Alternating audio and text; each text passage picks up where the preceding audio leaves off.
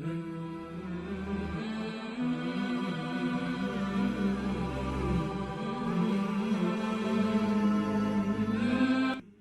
کہہ رہے ہیں اللہ نور السماوات والارض، یہ جو سیدھا راستہ کی روشنی دکھائی ہے نا، لائٹ جو ہدایت کی لائٹ ہے، ہدایت سے مراد نیچر پہ چلانے والا، اللہ کہتے ہیں وہ میں ہوں۔ وہ کون ہے؟ میرا تو کام ہی گائیڈنس کرنا ہے۔ وہ خدا ہو ہی نہیں سکتا جو مخلوق کو پیدا کرے اور اندھیری گلیوں میں چھوڑ دے۔ اس نے جانوروں کو بھی سکھایا کہ تم نے کیسے زندہ رہنا ہے، اس نے انسانوں کو بھی سکھایا کہ تم نے کیسے رہنا ہے، صرف زندہ نہیں، سیدھے راستے پہ کیسے چلنا ہے۔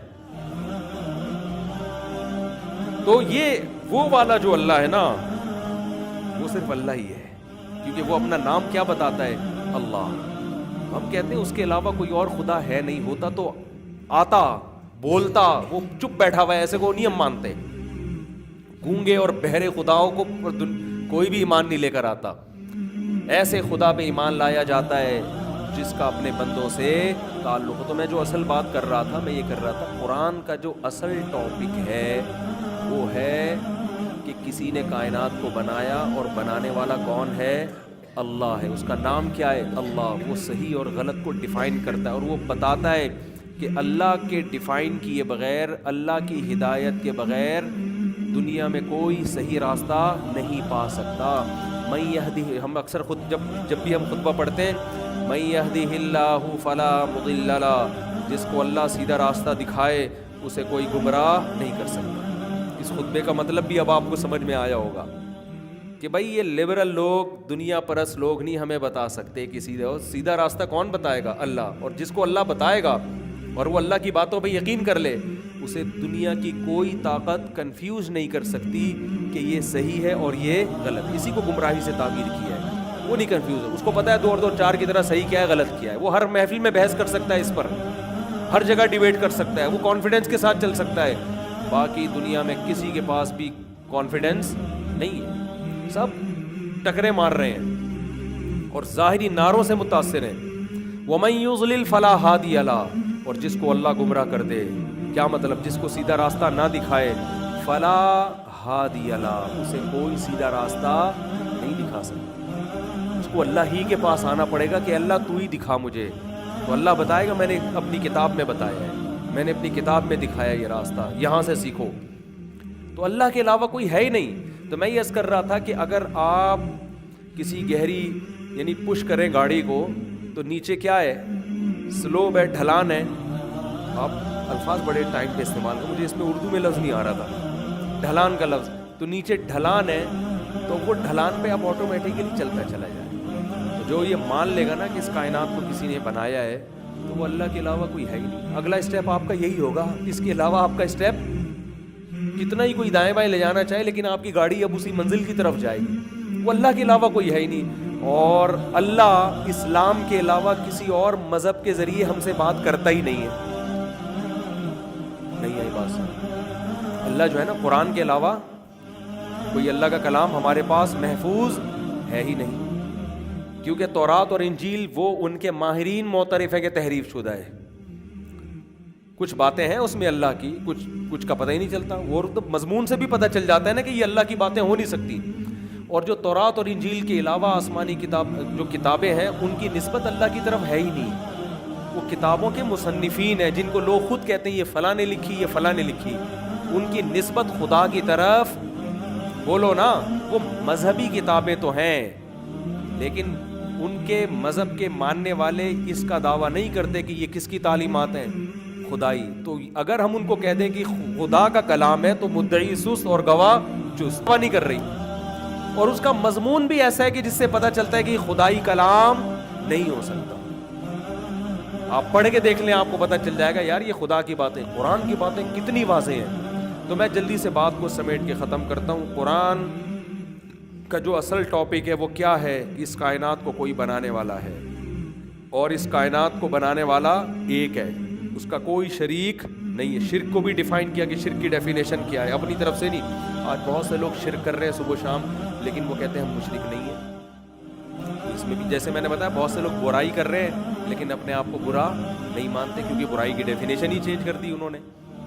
تو ایسے ہی بہت سے لوگ کہتے ہیں یا علی مدد، یا رسول اللہ مدد، یا غوث اعظم مدد، قبروں سے بھی مانگ رہے ہیں، اور حضرت عیسیٰ کو اللہ کا بیٹا بھی کہہ دیا، نبی کو مشکل کشا، حاجت روا، ساری وہ شرکی عقیدے رکھ کے بھی کہتے ہیں ہم توحید پرست ہیں کیونکہ ہم ایک خدا کو ماننے والے ہیں۔ اللہ کہتے ہیں یہ اتنے تکلف کی ضرورت، بولو یہ توحید کے خامخواہ کے تکلف کی ضرورت نہیں۔ اس کی مثال ہے جیسے کوئی خاتون کہے اپنے میاں سے کہ میں ہی ہوں نا تمہارا میاں، ہاں جی صرف میرے میاں کون ہیں؟ آپ۔ اچھا پھر اس کے ساتھ کیوں گھوم رہی تھی بائک پہ بیٹھ کے، اتنا چپک کے بیٹھی ہوئی تھی اس کے ساتھ، راتیں بھی اسی کے ساتھ گزارتی ہو، کبھی میں دیکھتا ہوں کہ اس کے ساتھ تم ہنس ہنس کے باتیں کر رہی ہو حالانکہ وہ تمہارا نامحرم ہے، کبھی اس کے ساتھ کہتی وہ تو ٹھیک ہے میرے ان سے بھی تعلق ہے اور وہ ٹھیک ہے، یہ آپ کا بیٹا ہے، یہ فلاں کا ہے، یہ والا فلاں کی سے میں نے جو ہے نا اس کے ملاپ سے ہو گیا تھا اور یہ ہو گیا تھا، میاں میرے صرف تم ہی ہو۔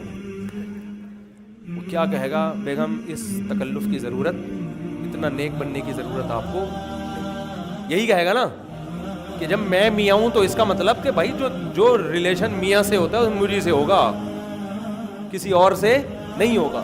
تو آج کا مشرک بھی یا علی مدد، یا رسول اللہ مدد، نبی مشکل کشا، حاجت روا، عالم الغیب، نور بشر کی فہرست سے نکال دیا، اور جناب یا اللہ سے مدد مانگو، نبی سے مدد مانگو، قبروں سے جا کے بزرگوں سے مدد مانگو، جو مرضی کرتے رہو۔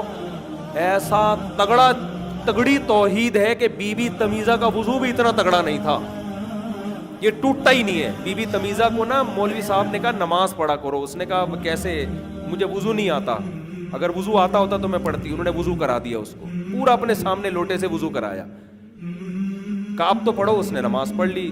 مولوی صاحب چلے گئے کہیں سفر پہ، 10 سال کے بعد آئے، بی بی تمیزہ کے بچے بھی ہو چکے تھے اس وقت، اور 10-15 سال گزر گئے، شادی بھی ہو گئی، بچے بھی ہو گئے۔ مولوی صاحب آئے، بی بی تمیزہ نماز پڑھتی، اس نے کہا کہ الحمدللہ 10 سال میں ایک بھی نماز مجھ سے نہیں چھوٹی، وضو بھی کرتی ہو؟ کہتی وہ تو آپ نے کرا دیا تھا مجھے۔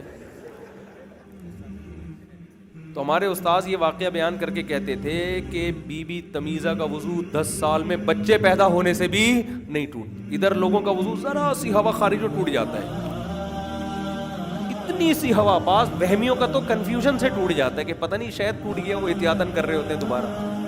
اور بی بی تمیزہ کی شادی ہو گئی، بچے ہو گئے، مگر ایسا پاورفل وضو ہے کہ ابھی بھی۔ تو ایسے ہی بعض لوگوں کی توحید اتنی پاورفل ہوتی ہے کہ یا علی مدد، یا غوث اعظم مدد، یا عباس مدد، یا حسین مدد، یا حسن مدد، یا فاطمہ المدد، یا رسول اللہ مدد، یا غوث اعظم مدد، صبح و شام اللہ کے علاوہ بیسیوں سے مدد مانگتے ہیں، لیکن کہتے ہیں ہم صرف ایک خدا کو مانتے ہیں، ہم مشرک نہیں۔ تو یار یہ تو عیسائی نسبتاً اچھے نکلے جو صرف ایک شرک کرتے ہیں کہ عیسیٰ اللہ کے بیٹے ہیں، وہ صرف حضرت عیسیٰ سے مدد مانگتے ہیں، اس کے علاوہ نہ قبروں سے کسی سے بھی نہیں۔ ان کو ہم کہہ رہے ہیں کہ مشرک ہیں، کافر ہیں، اور ادھر درجنوں کو خدا بنا لیا آپ نے، اور آپ کہہ رہے ہو کہ ہم تو صرف ایک خدا کو ماننے والے ہیں۔ تو اللہ کہے گا کہ اس تکلف کی ضرورت، بولو نہیں، یہ تکلف ہے خامخواہ کا۔ ایک خدا کا مطلب ایک خدا، معبود، عبادت کے لائق، اور عبادت میں سب سے پہلے ہے دعا، کہ ما فوق الاسباب، اسباب سے ہٹ کے کچھ کرنے کی طاقت صرف اللہ کے پاس ہے۔ باقی دنیا کی ہر مخلوق وہ اسباب کی محتاج ہے، اسباب ہوں گے تو وہ کچھ کریں گے، اسباب نہیں ہوں گے تو وہ کچھ بھی نہیں کر سکتے۔ پولیس سے جب آپ مدد مانگتے ہیں یہ شرک نہیں ہے، کیونکہ پولیس اسباب اختیار کر کے مدد کرے گی، موبائل میں بیٹھ کے آئے گی، چور کو پکڑے گی، بندوق یہاں رکھنا چاہیے، رکھے گی نہیں رکھے گی یہ تو ان کی ٹینشن ہے، یہاں سے پکڑ کے لے کے جائے گی، عدالت میں مقدمہ ہوگا، عدالت ان کو چھوڑے گی، پھر دوبارہ آپ ان کو موقع دے گی کہ ایک دفعہ ٹرائی اور کریں آپ۔ یہ حقیقت ایسا ہی ہوتا ہے کراچی میں۔ تو آپ پولیس کو اس لیے نہیں بلاتے کہ ڈاکو کو پکڑ کے مر جائیں گے ڈاکو، پولیس بھی مجبور ہے، اس کا قصور نہیں ہے، اس میں قانون ایسا بنا ہوا ہے نا عدالتوں میں، جو لا ہے وہی، جج بھی مجبور ہے، کہہ رہا لا یہی ہے بھائی۔ تو یہ تو اسمبلیوں میں جو بیٹھے ہوئے لوگ ہیں ان کی ذمہ داری ہے کہ لا کو چینج کرو بھائی، رینجرز کو اختیارات دو کہ آن دا اسپاٹ ان ڈاکو کو مارنے کی ان کو اجازت ہو۔ جب تک کراچی رینجرز کے حوالے نہیں کیا جائے گا، امن و امان کھوپڑی سے نکال دو آپ اپنے، سمجھتے ہو؟ رینجرز کے اختیارات بڑھا دینے چاہیے، اور یہ بڑھاتے نہیں ہمارے حکمران جو ہیں۔ مر رہے ہیں لوگ کراچی میں. پھر ٹاپک چینج ہونے لگتا ہے. میرے گھر کے سامنے کا گٹر ابل رہا ہے. آج میں نے کئی گھنٹوں سے ابل رہا ہے میرے گھر کے سامنے کا گٹر, اور صرف میرے گھر کے نہیں, ہر مسلمان کے گھر کے سامنے کا گٹر کراچی میں ابل رہا ہے. جس کا نہیں ابل رہا تو کل پرسوں ابلنا شروع ہو جائے گا. وہ اس خوش فہمی میں نہ رہے, یہ ذہن میں رکھیں. تو کیا بات چل رہی تھی یار, دیکھو اچھا والا بیان چل رہا ہوتا ہے یہ گٹر. تو میں یہ عرض کر رہا تھا کہ اگر اللہ کو گاڈ خدا, ہاں توحید جو ہے نا, اس طرح کی توحید اللہ کو نہیں چاہیے, یہ والی. اللہ کو وہ والی چاہیے کہ اللہ کے سوا کوئی عبادت کے لائق نہیں ہے, صرف یا اللہ مدد. ہاں لوگوں پہ شرک کے فتوے نہ لگائیں آپ. بعض دفعہ کوئی کس تعویل کے ساتھ کہہ رہا ہوتا ہے, کوئی کس نیت کے ساتھ کہہ رہا ہوتا ہے, اس کی منشا کیا ہے. تو فتوے لگانے کے لیے میں نہیں کہہ رہا کہ اب آپ کسی نے بھی کوئی لفظ استعمال کر لیا تو کافروں کی فہرست میں شامل کر دیں. کسی کو کافر قرار دینے کے لیے نا, اس میں شریعت کہتی ہے اس کی بات کی تعویل کرو آپ. جیسے کسی نے کسی کو کہہ دیا کہ فلاں مشکل کشا ہے, تو فوراً کفر کا فتویٰ نہیں لگے گا, حالانکہ مشکل کشا کون ہے؟ صرف اللہ ہے. لیکن اگر کوئی کہہ رہا ہے کسی کو مشکل کشا, تو اس سے اس کا مفہوم پوچھا جائے گا, مشکل کشا کا مطلب کیا ہے؟ وہ کہے گا بھائی مشکل کشا کا مطلب یہ ہے کہ یہ لوگوں کی مشکلات حل کرتا ہے, لیکن اسباب کے تحت حل کرتا ہے. لیکن چونکہ بہت زیادہ مشکلات حل کی ہے اس نے, تو میں نے اس لیے اس کو مشکل کشا کہہ دیا. تو اس کی اس تعویل کو مانا جائے گا, اس کو کافر نہیں کہا جائے گا. ہاں اس کو یہ ضرور کہا جائے گا یار ایسا لفظ استعمال نہیں کرو جس کے مطلب آپ سے ہمیں پوچھنے پڑ رہے ہیں.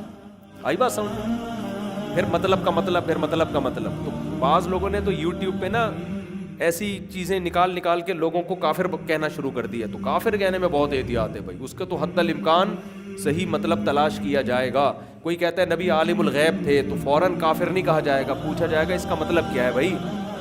وہ کہے گا اگر میرا مطلب یہ ہے کہ سارا علم نہیں تھا لیکن بہت سارا علم تھا, میں نے اس لیے عالم الغیب کہا ہے, تو آپ اس کو کافر نہیں کہہ سکتے. لیکن اس کو کہیں گے بھائی ایسا لفظ استعمال آپ نہ کریں جس سے کنفیوژن پیدا ہوتی ہے. سمجھتے ہو کہ نہیں سمجھتے؟